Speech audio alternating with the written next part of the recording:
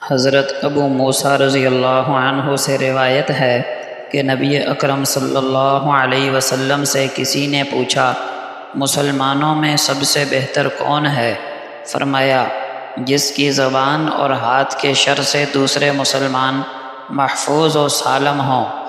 نبی اکرم صلی اللہ علیہ وسلم نے فرمایا، جو کوئی اپنے آپ کو بندوں کا محتاج بنانا نہیں چاہتا تو اللہ تعالیٰ بھی اس کو بندوں سے بے نیاز کر دیتے ہیں، اور جو کوئی اپنے آپ کو دوسروں کے سامنے ہاتھ پھیلانے سے بچانا چاہتا ہے تو اللہ تعالیٰ بھی اس کی مدد کرتے ہیں اور سوال کی ذلت سے اس کو بچا لیتے ہیں، اور جو کوئی مشکل وقت میں اپنی طبیعت کو مضبوط کر کے صبر کرنا چاہتا ہے تو اللہ تعالیٰ بھی اس کو صبر کی توفیق دے دیتے ہیں، اور کسی بندے کو بھی صبر سے زیادہ وسیع نعمت عطا نہیں ہوئی۔ حضرت سہل ابن سعد رضی اللہ عنہ سے روایت ہے کہ رسول اللہ صلی اللہ علیہ وسلم نے فرمایا،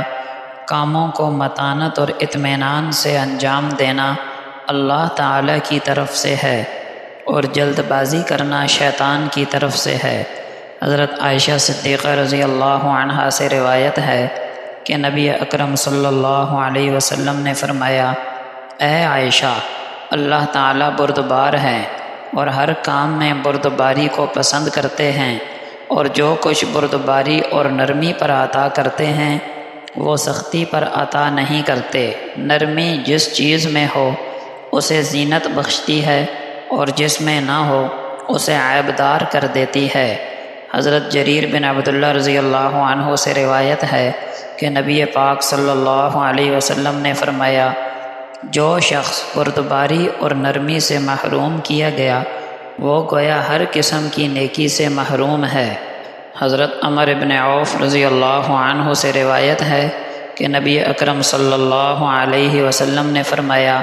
بلا شبہ دین جب شروع ہوا تو اجنبی تھا اور پھر اسی حالت کی طرف لوٹ جائے گا، پس خوشخبری ہے اجنبیوں کے لیے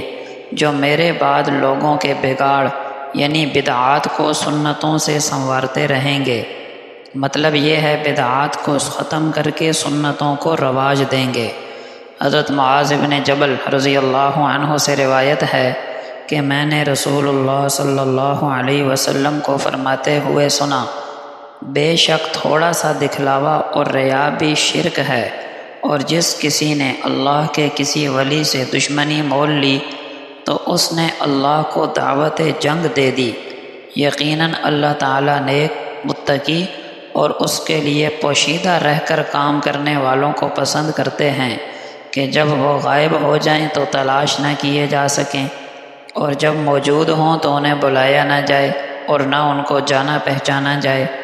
ان کے دل ہدایت کے چراغ ہیں اور وہ غبار آلود و طریق گھر سے نکلتے ہیں۔ ابو ہریرہ رضی اللہ عنہ سے روایت ہے کہ حضرت صلی اللہ علیہ وسلم نے فرمایا کہ اللہ تعالیٰ فرماتے ہیں، اے آدم کے بیٹے، تم اپنے آپ کو میری عبادت کے لیے فارغ کر لو، میں تمہارے دل کو غنا سے بھر دوں گا، تمہاری محتاجی ختم کر دوں گا۔ اگر ایسا نہ کرو گے تو تمہیں اور کاموں میں ڈال دوں گا اور تمہاری محتاجی ختم نہ کروں گا۔